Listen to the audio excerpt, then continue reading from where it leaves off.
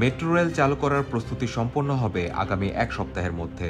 অন্যদিকে 15 আগস্ট থেকে আন্তনগর ট্রেন চলাচল শুরু হবে।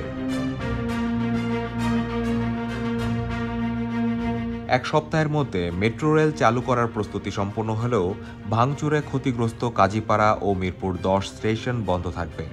ঢাকা ম্যাস ট্রানজিট কোম্পানি লিমিটেডের ব্যবস্থাপনা পরিচালক MAN সিদ্দিক আজ রোববার দ্য রেল স্টারকে এ তথ্য জানান।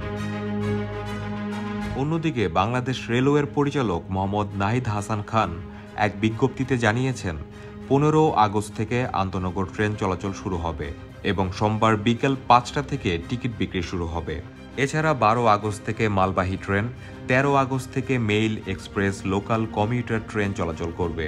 তবে পারাবত ও জামালপুর এক্সপ্রেস ট্রেনের চলাচল সাময়িকভাবে বন্ধ থাকবে।